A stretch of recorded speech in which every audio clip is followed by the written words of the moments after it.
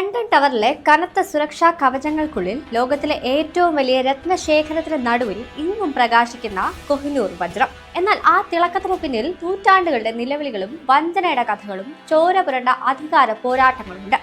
വെറുമൊരു കല്ലല്ല, മറിച്ച് ലോകത്തിന്റെ അധികാരം കൊതിച്ചവർക്ക് നാശത്തിന്റെ വിത്തുകൾ സമ്മാനിച്ച ഒരു ശാപമാണ് കൊഹിനൂർ.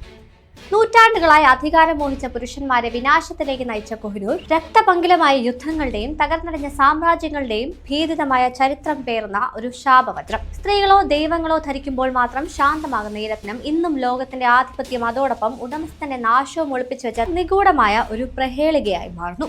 ഈ വജ്രം സ്വന്തമാക്കുന്നവൻ ലോകത്തിന്റെ മുഴുവൻ അധിപനാവും. പക്ഷേ എല്ലാ ദൗർഭാഗ്യങ്ങളും അയാൾ അനുഭവിക്കേണ്ടി വരും എന്നായിരുന്നു ആ പുരാതനമായ മുന്നറിയിപ്പ്. ഈ ശാപം ബാധിക്കുന്നത് പുരുഷന്മാരെ മാത്രമെന്നത് ചരിത്രത്തിലെ വിചിത്രമായ യാദൃശ്ചികതയോ അതോ അദൃശ്യമായ ശക്തിയോ?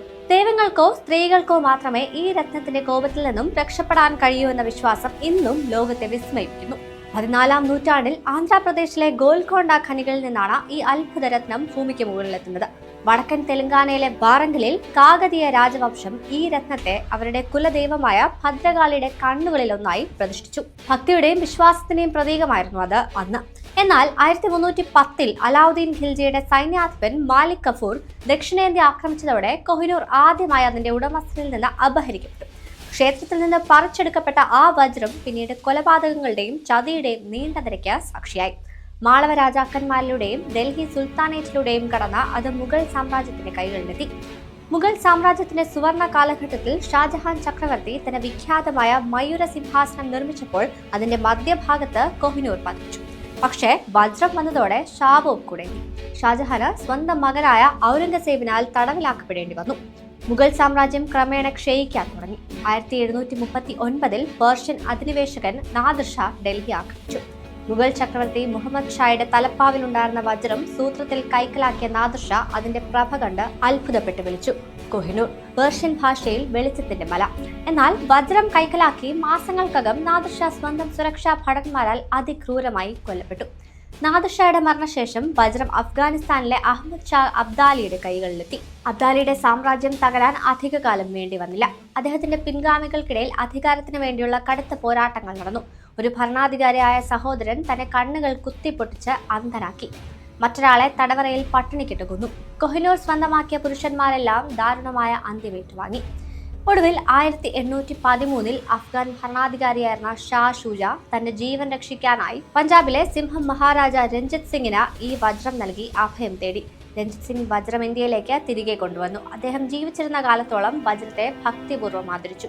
എന്നാൽ 1839-ൽ അദ്ദേഹത്തിന്റെ മരണശേഷം വെറും 10 വർഷത്തിനുള്ളിൽ സിഖ് സാമ്രാജ്യം തകർന്നു. 1849-ൽ രണ്ടാം ആംഗ്ലോ സിഖ് യുദ്ധത്തിന് ശേഷം ബ്രിട്ടീഷുകാർ പഞ്ചാബ് കീഴടക്കി. അന്ന് വെറും 10 വയസ്സ് മാത്രം പ്രായമുണ്ടായിരുന്ന ദലീപ് സിംഗ് എന്ന ബാലനിൽ നിന്ന് ബ്രിട്ടീഷുകാർ വജ്രം നിർബന്ധപൂർവ്വം സമ്മാനമായി വാങ്ങിയെടുത്തു. ആ കൊച്ചു രാജാവിന് തന്റെ സാമ്രാജ്യവും അമ്മയെയും വജ്രത്തോടൊപ്പം നഷ്ടപ്പെട്ടു. വജ്രം ലണ്ടനിലേക്ക് കടത്തുന്ന വേളയിലും ശാപം വിട്ടുമാറിയില്ല. വജ്രം കൊണ്ടുപോയ കപ്പലിൽ കോളറ പടർന്നു പിടിക്കുകയും ഭീകരമായ കൊടുങ്കാറ്റിൽ കപ്പൽ തകരാൻ പോവുകയും ചെയ്തു. വിക്ടോറിയ രാജ്ഞിക്ക് വജ്രം ലഭിച്ചതിന് പിന്നാലെ ബ്രിട്ടീഷ് രാജകുടുംബത്തിലും അസ്വസ്ഥതകൾ പുകഞ്ഞു. വജ്രത്തിന്റെ മാരകമായ ചരിത്രം പഠിച്ച രാജ്ഞി അത് പുരുഷന്മാർ ധരിക്കരുതെന്ന് ഉത്തരവിട്ടു. 186 ക്യാരറ്റ് ഉണ്ടായിരുന്ന വജ്രം കൂടുതൽ പ്രകാശിക്കാനായി മുറിച്ച് 105.6 ക്യാരറ്റ് ആക്കി മാറ്റി. അന്നു മുതൽ ഇന്ന് വരെ കൊഹിനൂർ രാജ്ഞിമാരുടെ കിരീടത്തിൽ മാത്രമാണ് ശോഭിക്കുന്നത്. ഇന്ന് ലണ്ടൻ ടവറിലെ ക്രൗൺ ജ്വൽ ശേഖരത്തിലെ ഏറ്റവും വലിയ ആകർഷണമാണ് കൊഹിനൂർ. പക്ഷേ അത് ഇന്ത്യയുടെ ആത്മാഭിമാനത്തിന്റെ മുറിവാണ്. ഇന്ത്യയെ കൂടാതെ പാകിസ്ഥാനും അഫ്ഗാനിസ്ഥാനും ഇറാനും ഇതിൽ അവകാശവാദം ഉന്നയിക്കുന്നുണ്ട്. എന്നാൽ ബ്രിട്ടീഷ് ഗവൺമെന്റ് ഇത് തിരികെ നൽകാൻ തയ്യാറല്ല. കൊഹിനൂർ വെറുമൊരു രത്നമല്ല, അത് മനുഷ്യന്റെ അത്യാഗ്രഹത്തിന്റെയും സാമ്രാജ്യത്തിന്റെ അധികാര മോഹത്തിന്റെയും വിട്ടുമാറാത്ത ശാപങ്ങളുടെയും ചരിത്രമാണ്. ലണ്ടനിലെ ഇരുണ്ട സുരക്ഷാ മുറികൾക്കുള്ളിൽ ഇന്നും ആ വജ്രം തിളങ്ങുന്നു. ഇനി ആരെയാണ് ശാപം വേട്ടയാടുകയെന്നുള്ള നിഗൂഢമായ ചോദ്യങ്ങളുമായി ഇന്ത്യയുടെ ഈ അമൂല്യനിധി എന്നെങ്കിലും തിരികെ വരുമോ? ചരിത്രം അതിന് ഉത്തരം നൽകേണ്ടിയിരിക്കുന്നു.